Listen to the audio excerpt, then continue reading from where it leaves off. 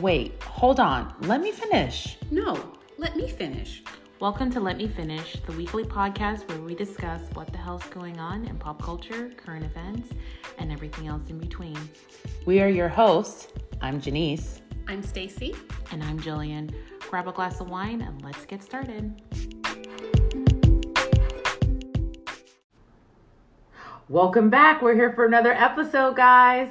Yay! I know, episode 2. Thank you guys so much for listening on the first episode. We got some really good feedback. We really appreciate the feedback because we want to know what you guys think, if we need to change anything, tweak anything. So any feedback is welcome for sure. And if you have not listened yet, please go listen. I know, I do have people telling me, I'm going to. Please go listen. And listen to the whole thing, guys. Not like 20, 30 seconds. No, listen to the whole thing. I think you'll enjoy it. And to be honest, I get it. We all get busy. So, but I literally tell my friends, I'm like, literally just play it in your car. There might be one little thing that you pick up on and that makes you laugh. And then it makes you want to go back and listen to the rest. So, but again, we got so much support. Don't get me wrong, overall.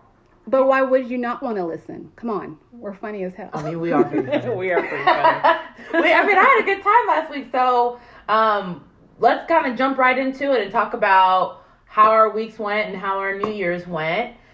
Jillian, how'd yours go? Well, yes, I did. And I had my 12 grapes. So hopefully this symbolized good luck or hopefully love coming into my life. One for each month of the year. So, is that what it was for? Yeah. I didn't say that. I realized that after I was looking. I didn't pick up on that either. Yeah, I didn't either. Okay. I was just like, 12 is what I'm going to be. Yeah. So I did. So hopefully that works out for me. And then I'm moving. So I was looking at apartments. So I think I've narrowed it down to one place I'm probably going to try and apply for and see if I can get in there. Yeah, we went yesterday and looked at the apartments. Yeah. So really y'all didn't invite me? She figured you were busy. Yes. Excuse me? Okay. No, but last week she said, Janice, do you want to come? This is how they do me. Like. No. No, not at all. Please don't get it twisted. Okay, whatever. Whatever. You and Julian have your little things that you do. I'm like, excuse me. Let's move on. My bad. I'll invite you next time. But anyways, she found a really cute one, so we'll show you pictures because it's cute. I don't want to see any pictures. I took a video. It's okay. That's where we're at.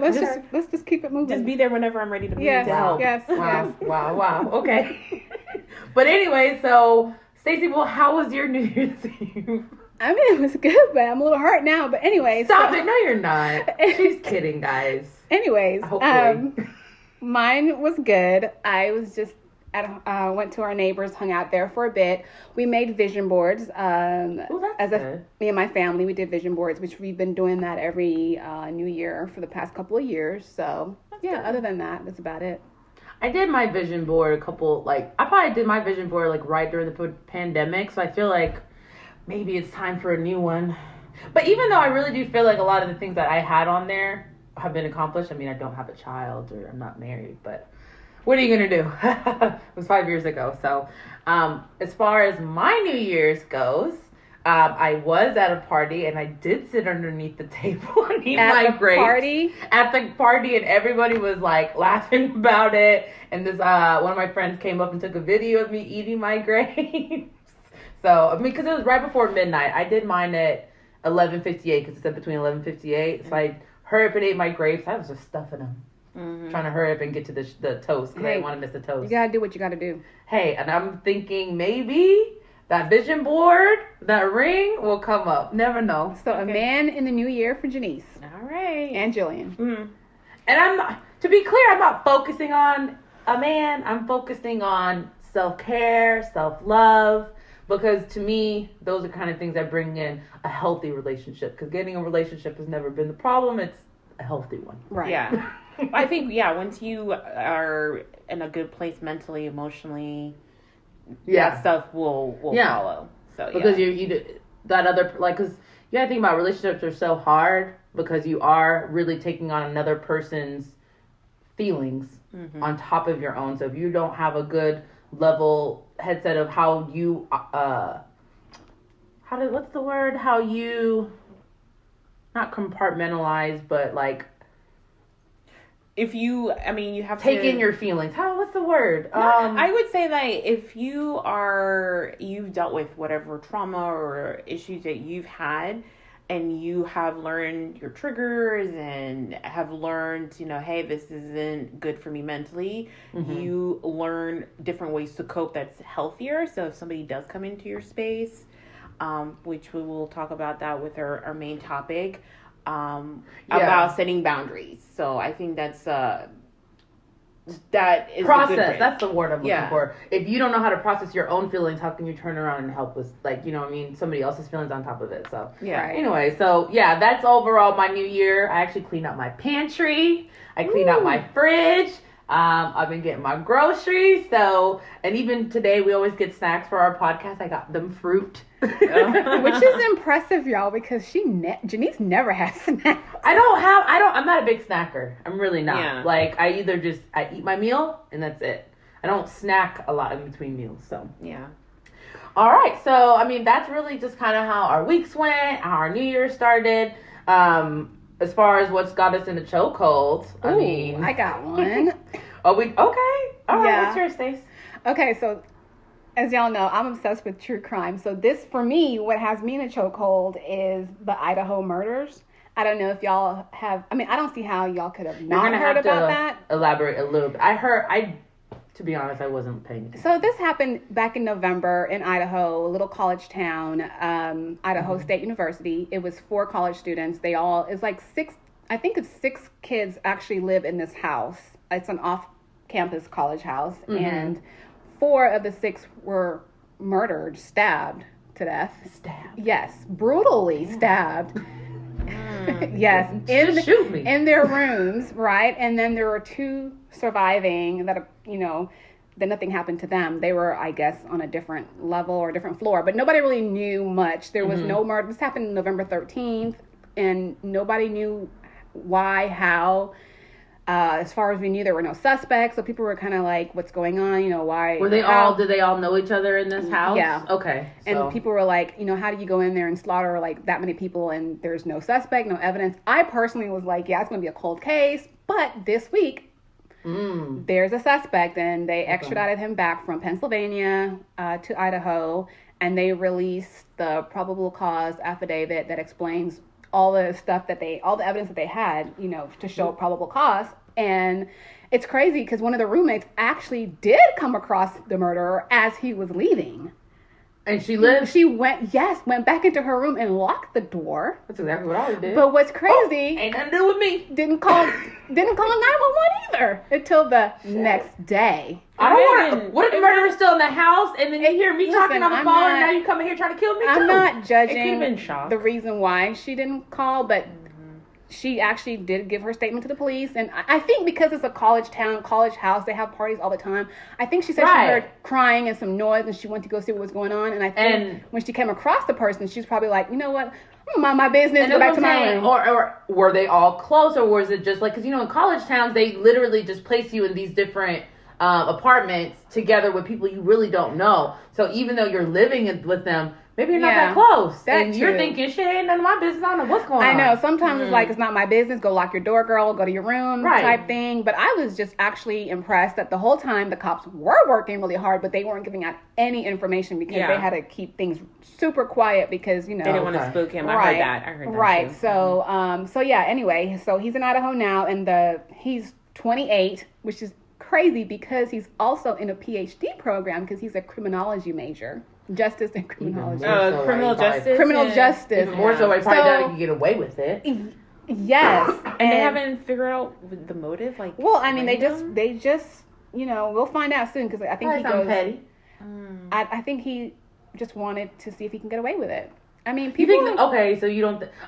I hope it wasn't just... Let me just kill these people and see what's up. I hope.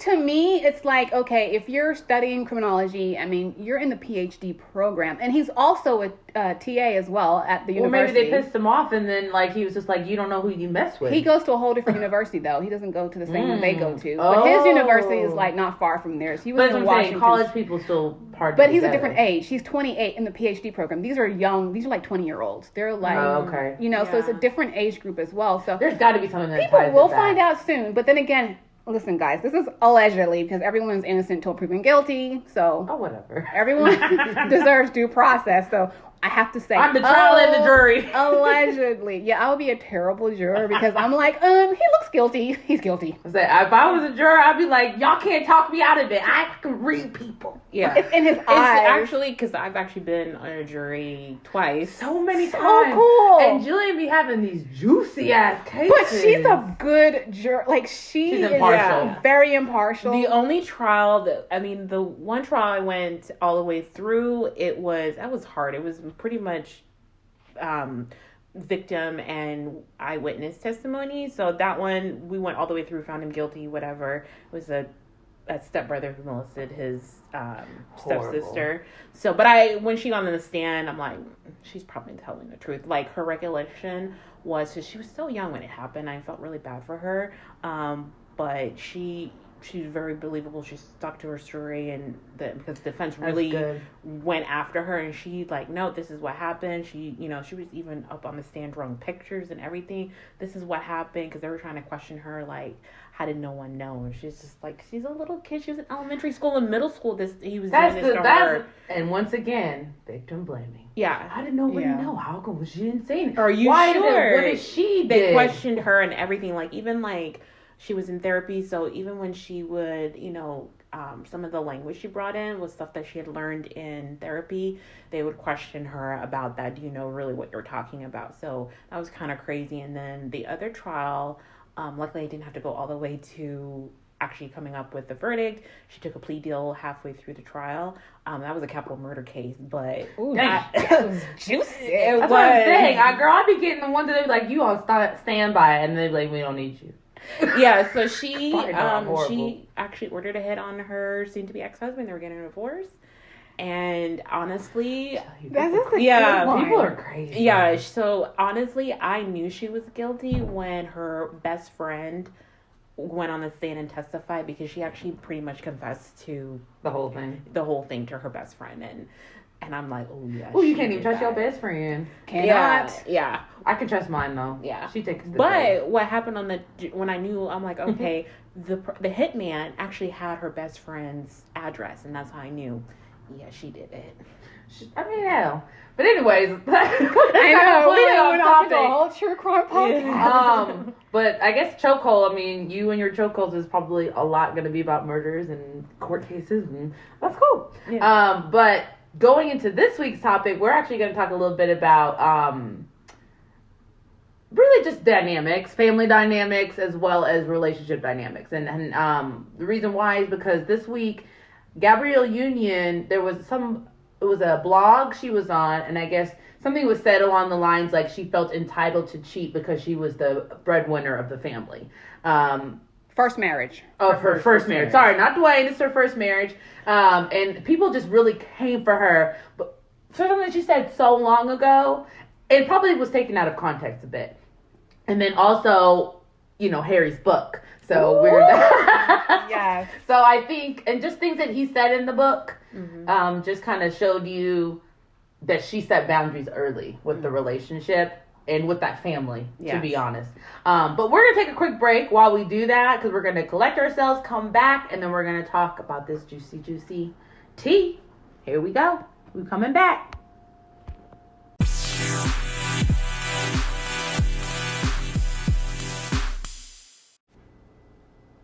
Okay, so we're back, and we're talking about Gabrielle first.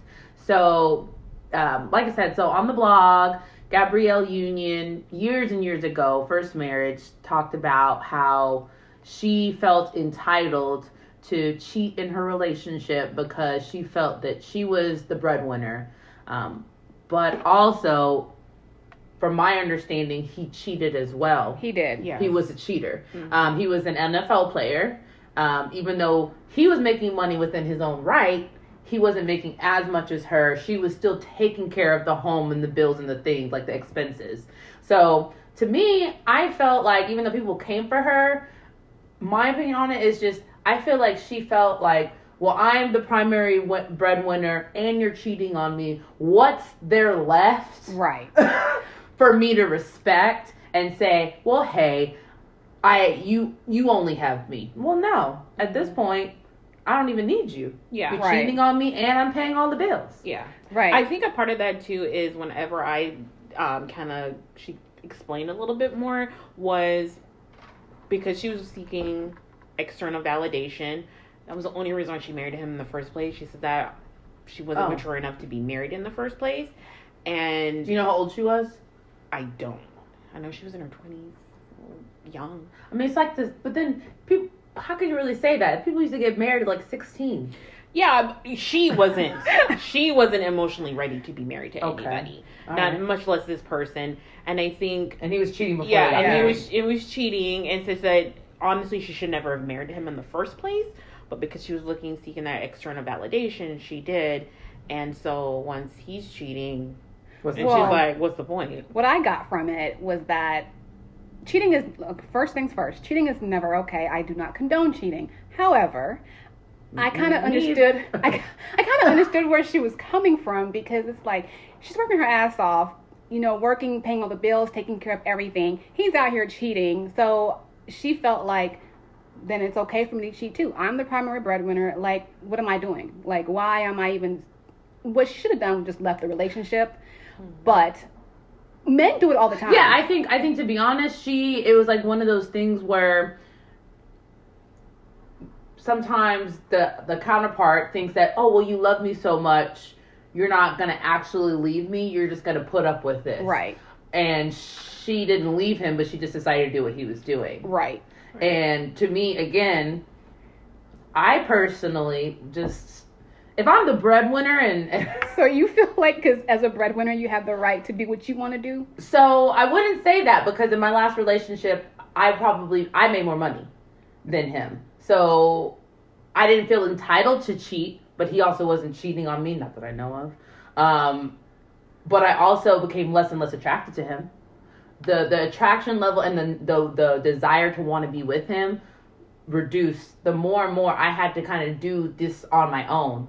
Right. Like, so yeah, I think it's always different. I think for me it was just a level of attraction was like lost, and then that's eventually why I broke up with him. Because people do have that mentality, especially men though, that they feel like I'm the primary breadwinner, that they can do what they want when they want. And a lot of men actually do that. But the fact that a woman said it was like a big deal. But come on, men have been doing this for centuries. Like, women's at home taking care of the kids. Taking care of the kids. They're out here screwing the secretary. You're at the office at all hours of the night. Right. But I think, again, you're right. Yeah. I think it's because she's a woman. But I also think there is a difference between when men cheat and women cheat, because I think with that example of men are doing it out of the patriarchy. They feel entitled to that. In general, they feel entitled. It's almost like they feel it's a part of their manhood to do stuff like that. Spread my seed. Where even if when men are cheating in the relationship, they're still getting benefits. So if your wife is at home taking care of the house and the kids, you're still getting a benefit out of that relationship. Care of. Whereas in Janice's situation, or in many women's situation, they're not getting any benefit out of the relationship. They're not being emotionally taken. Right, except for love. Financially, they may be getting taken care of, but everything else, it's completely lacking in everything. And they're putting in the work, because I always say, though you're providing financially, if I'm taking care of the kids, cooking, cleaning, and doing all those things, those have monetary value as well. Right. Even though you're at home and you're not paying it with actual currency, you're bringing a value, because to bring somebody in to do that's going to cost you money, and I'm doing it for you. And a lot more money, exactly. Think about daycare, much less in childcare. I'm curious. Question, Janice. Sorry. So with you being in a relationship where you were the primary breadwinner, right? You are still expected to take care of home, though. Like, because you work hard, and she's a boss. Janice is a boss, y'all. She's a boss. Thanks. So you worked hard, and you were basically taking care of the both of y'all financially. But were you still expected to, like, cook, clean? Yes. And then, to be fair, it wasn't like he wasn't bringing in income. I was bringing in the majority, so it was it was that mindset like, hey, if I don't have this or if I need to stretch myself and buy this over here, Janice got it. That's how it was looked at. So I felt like the alpha. I felt like the male in the relationship. And then I didn't realize with gender roles, I actually played into those as much as I did. Yeah. Because I'm very much like, oh, gender role, nah. But when I was in this relationship, because we were living together and everything, right. So I realized like, oh, I actually do like, I don't have to have it, but I like the dynamic of, because yes, I worked hard, came home, would, work all week, came home, still did the grocery shopping, still cooked dinner, still cleaned up after him because he didn't really do that. Bought linens and like just made the house smell good, all of that. That was all still me. Wow. He just went to work and came home. Yeah. I mean, and from time to time would, lay it down. But other than that, I mean, like I said, he was so dependent on the love I had for him in the beginning. He didn't think that was going to go away. Got it. But it did. So towards the end, you were getting less and less out of the relationship. Oh, absolutely. You were giving more than you were receiving back. Absolutely, yeah. And I think it was because I didn't set boundaries in the beginning. Right. Because I think in the beginning of a relationship, you're so I wouldn't say conditioned, but in your head, you just want them to want you and desire you the same way you want and desire them. So it's almost like you avoid conflict. Even though something might happen and might bother you, you brush it under the rug. You move on to the next thing. And that actually leads perfectly into what we're talking into about. Harry and Meghan, because in Harry's book, because Harry's coming out with the book. Harry's book is coming out next week. June 10th. June 10th it dropped. January 10th? January. Oh, I was like, sorry. January 10th it drops, this book, and it's like his tell-all book. Right. And he, one of the excerpts. Yes. They do have some that came out already, and one of them, which I found it so interesting, was that he admitted to just talking reckless to Meghan, just said some hurtful things to her. Yeah, they got in an argument.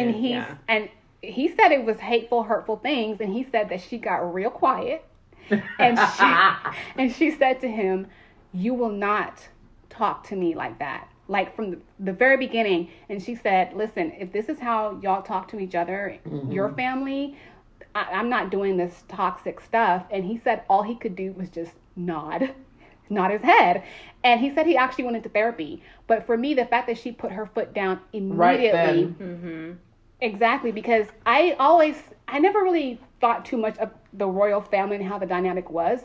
But the fact that he admitted to talking to her like that tells me that's probably how he talked to all the other women that he dated, and that's probably how the brother talks to his wife. That's how they talk to women in their family. Right. Like, they are the hierarchy. They are, I'm the be-all. I'm the final say. I mean, hey, he's a prince or whatever. For sure. So I'm like, future king. So they talk to the women Prince and future king with his brother, crazy. So I'm like, I can see why Kate might be a little bit jealous, because Meghan just came in and demanded respect.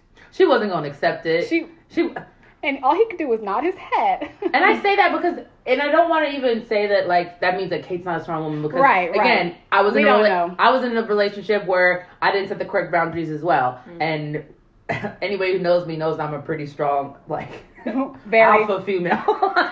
I'm like independent, and I hate the fact what they that say we are. They hate when people say, women say I'm an independent woman, and it's not even said. I don't want to be completely independent. I would definitely love to be dependent on someone somewhat, but it's just scary out here when you don't know if you lean on this person, if they're gonna, back up and you're gonna fall. So it's just one of those things. I think with Meghan, she had been by herself for so long.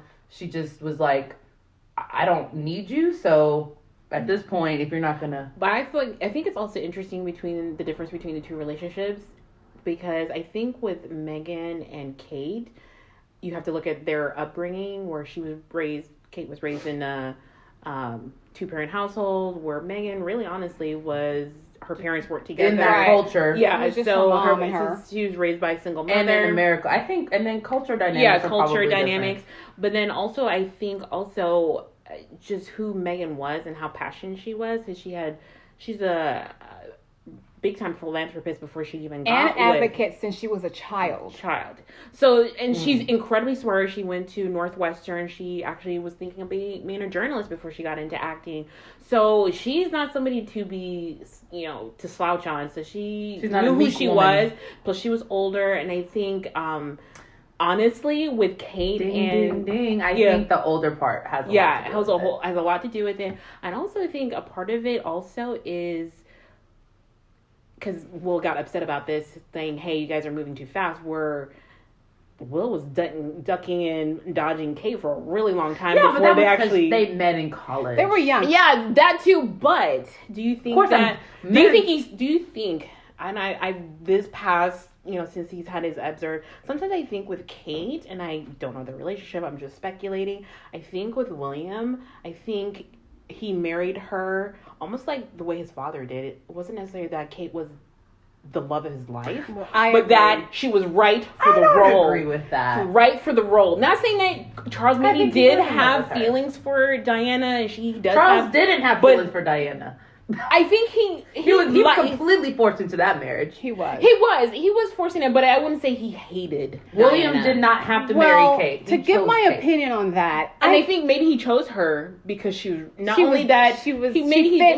love her. She checked the boxes. She fit the boxes. He had a long-standing relationship relationship with her from the time he was like a freshman in college all the way up until then. She was always there, and cheating on her left, right, and center. Even if you're not in a royal relationship, that's how it really goes. You know how many girls and women I know that be talking to the same dude years off and on for years that he finally is like, all right, girl, come on. Well, that's how I feel. How I feel it was. And you know what? Them. Some men marry women, not necessarily that they're in love with them, but they were just, you were there. It's a light on theory. They had it on Sex and the City. Like, when a man is ready, it's the woman who's in front of him who's compatible with is who he ends up with. Yeah. It's like the theory. But not necessarily the love of their life. Right. Because when you're not ready, the love of your life is, she might move on, and now it's the next woman, whoever's there at the time. Yeah. But one thing I wanted to point out too, when it comes to American and then I guess the British. So I watched The Crown, and I know it's a drama. It's on my watch list. The Crown is loosely based, yeah. But I feel like documentary. Women like Diana and Kate, they're groomed to be in this role, and they're groomed to be like, they're pretty much groomed, and they're there like to support the husband or the man any way possible, even if it takes away from themselves, their feelings. Where Meghan Kate was groomed as well. Kate was groomed by her parents. She has to do whatever the institution tells her to do. Where Meghan, she's coming in different. We're not in the U.S. We're not groomed to. She's coming in as a philanthropist, an activist. It needs to be equal. She's very accomplished on her own. Right. She had a whole entire life before she met Harry. Exactly. Kate was literally groomed by her parents from the time she was born to possibly be the queen. She'll never be an equal to William, because William is a future king, and she doesn't expect to be. Exactly. She doesn't even think that should be a thing. Right, and that's one of the main, because Meghan, she's like, you're my partner. We're partners in this. We're equal.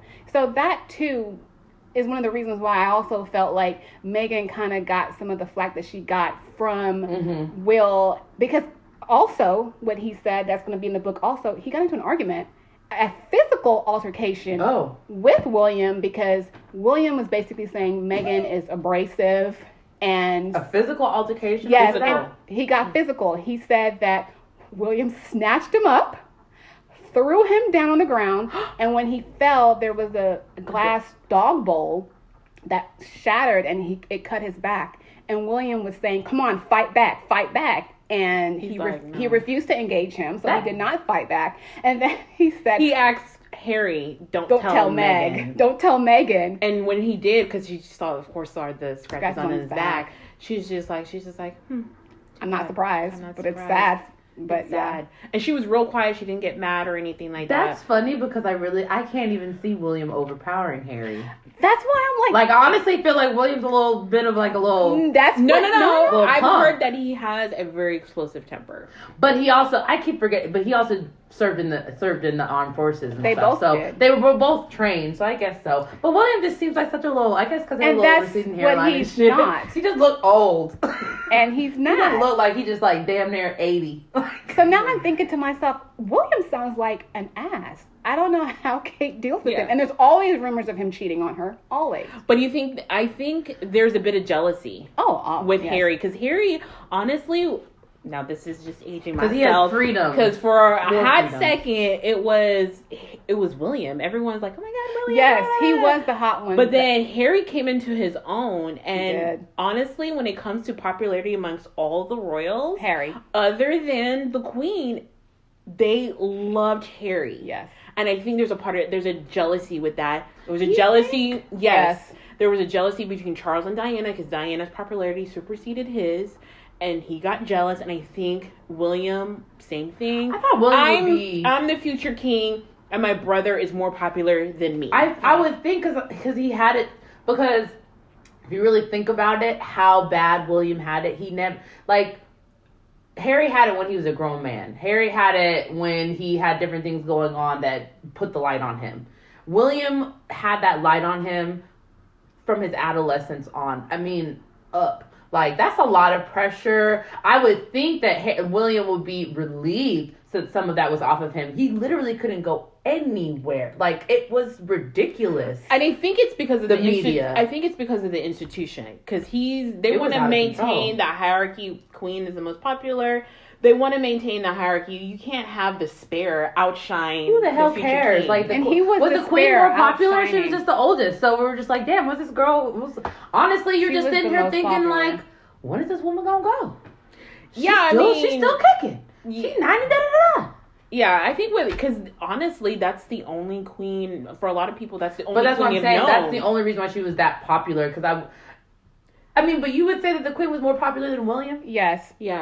We're not from the UK, I don't agree so with that. it's not but for people in the UK, the Queen was the most. When they popular, go and do popular, they rank the.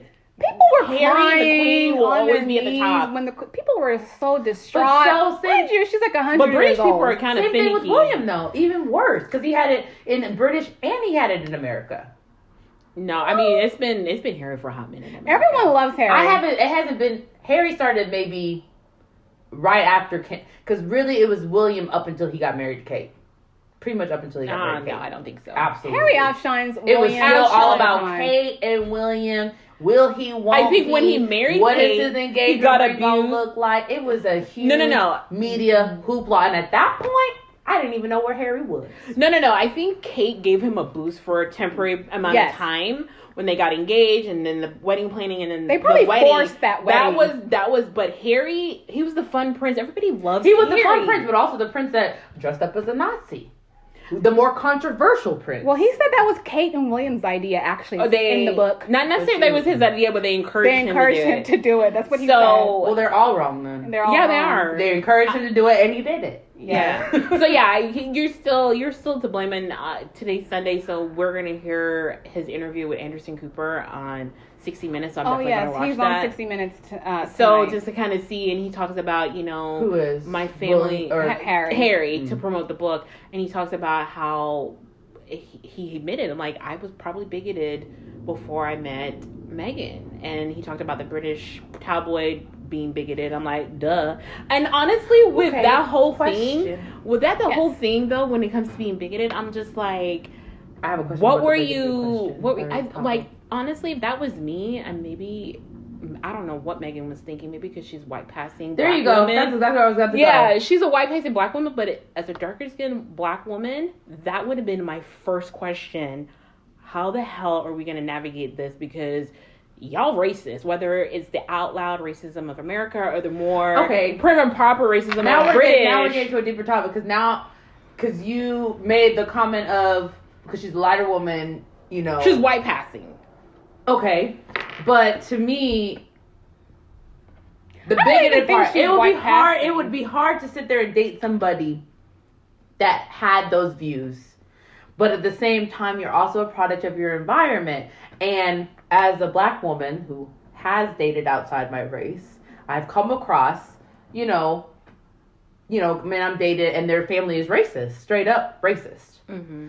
So, but do you take that out on the person? No, I'm not saying that, but that would have been... As long as their viewpoints are in line with mine as far as not being. But that's what I'm saying. If he's saying that he was bigoted before he met her, I don't see how. No, actually, what he said was, he said I probably was. He didn't even realize the level of bigotry that they had in the UK. He said I probably was bigoted and didn't even know it. You have to understand thing about Harry though. Harry, I would not call him a racist. I mean, has he done certain things that could be considered racist? He wore a Nazi outfit, yes. However, he has, if you've watched the documentary and stuff, when they first got together, they went away to Africa together. Yeah, and, but that's their family's like favorite.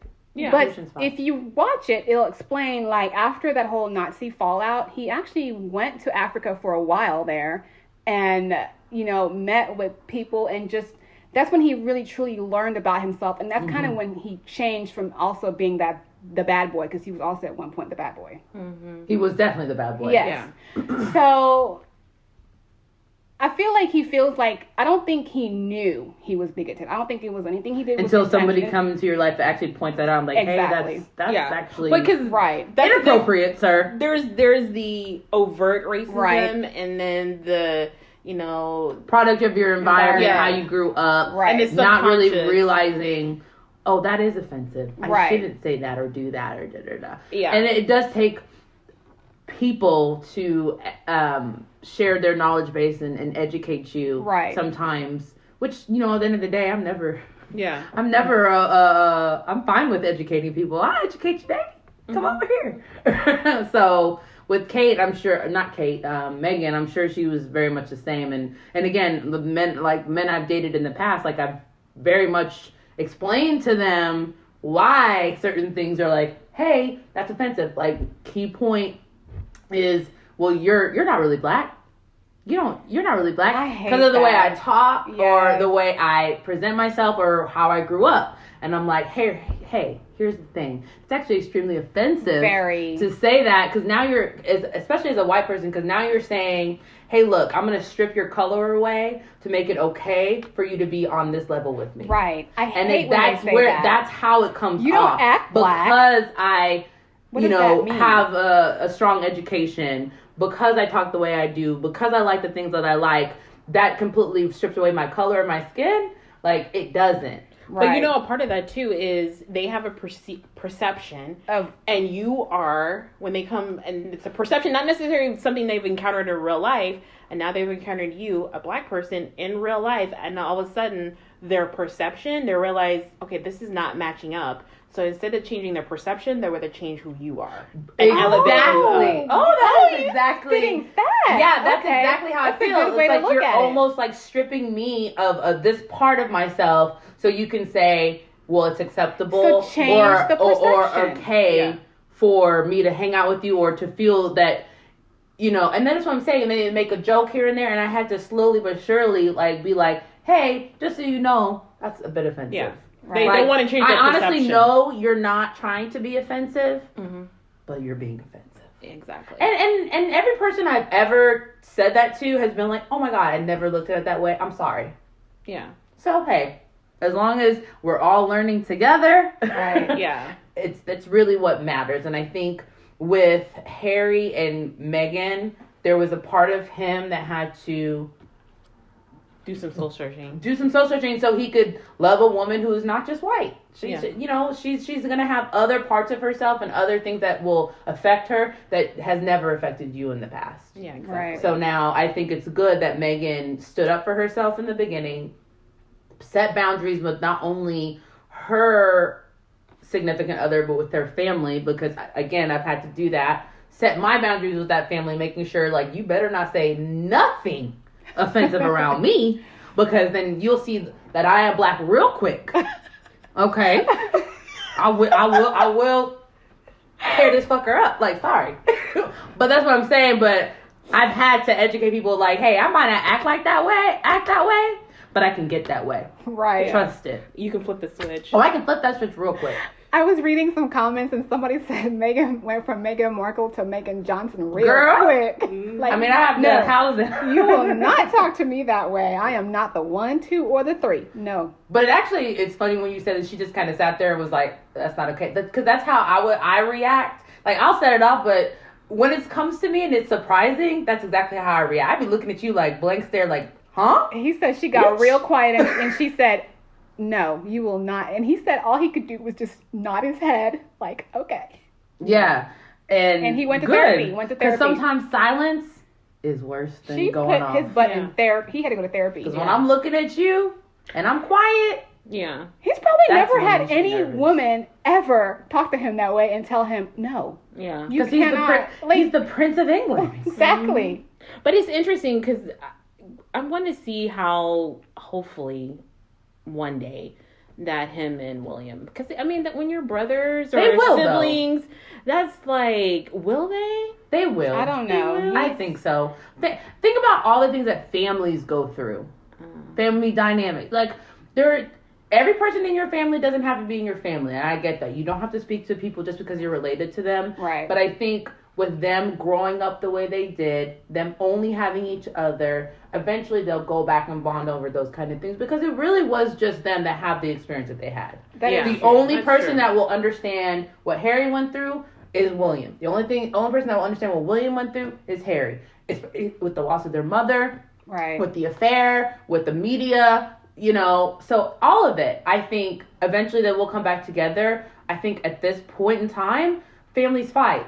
Families have differences. Families break apart for some time, but I think they will come back together. And I think because a lot of people were saying, okay, they wanted to be left alone. That's why they left the UK, but here he is. But I think for him, doing this book, for him, it's like healing. It's therapeutic. He's getting out all the things that he wants to say and get out. So I think once everything is out and he gets it out and he's in therapy and he's dealing with things, I think eventually they will come back together. Has William wrote a book?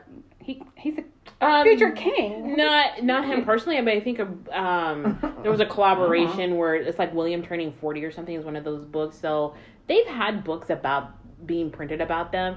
So that's just like being able to get his demons out. He's the future king. He doesn't have demons. That's how they view these people. Yeah. Come on, you can't. It's gonna change. Honestly, I think that now that the Queen passed away, I think it will change. I think too. The dynamics and even Meghan coming. I think the dynamics of the whatever the royalty. They don't want it to change. I think it will change. It has to change. Times have gone on. Right. We're in 2023.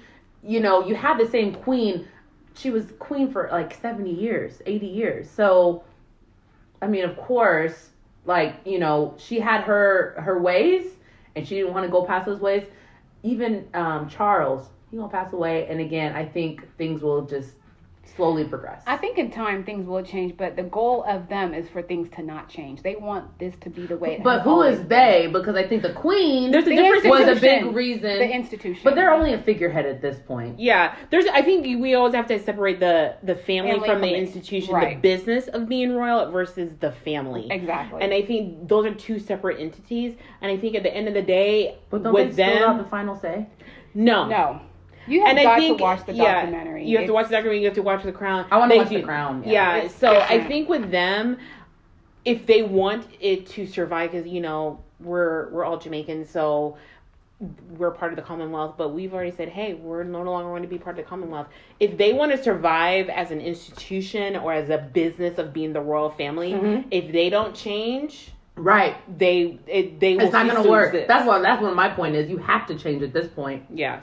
Because other countries are changing and people are changing. A lot of other countries have left. Like a lot of Caribbean countries have left. Bahamas. So there you go. Yeah, left the Commonwealth. Already left the Commonwealth. Yeah. So I mean, anyways, guys, we're gonna wrap up. Yes. But I think it was a good topic. It was about dynamics and relationships as well as families.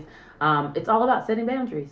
Right? Exactly. All about setting your expectations in any type of relationship, whether it be a physical relationship, an emotional relationship, a family relationship. It's always good to set your boundaries, even at your job. Yes. Anywhere. Anywhere. So just making sure that you're taking care of self first, because at the end of the day, taking care of yourself is what's going to keep you sane and keep things moving. Right? Exactly. Yeah. Agreed. Agreed. So tell us what you guys think on this topic, because I actually think it was a really interesting topic to have with dynamics and things. And leave us some ideas for future topics as well. And we want to hear from you. Oh, and then the last thing is we also want to hear if you guys know anything about like audio, interfaces and things like that. We are trying to figure out our audio interface and make sure that we can get you guys seeing us on YouTube soon. We want to have you guys see us on video. So send us any links of anyone you know that helps with that or works with that, because we are very excited to get on video this year. Yep, absolutely. You guys have anything to say? Nope, that's it. All right, guys. Well, we're going to get out of here. We will talk to you guys next week. Bye. Bye.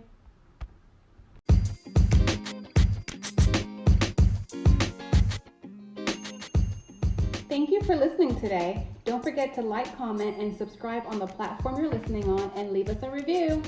We want to support local businesses, so if you'd like us to shout out your business, or if you have a topic suggestion, or even questions for our QA section, we want to hear from you. So reach out to us at letmefinish@gmail.com. You can find us on TikTok and Instagram at Let Me Finish. Don't forget that the E in me is the number 3. You can find me at New Jillian Houdis on Instagram. Stacy, where can we find you? You can find me on Instagram, Mrs. Cams01. I'm also on TikTok, Mrs. Cams01. MRSKAMS01.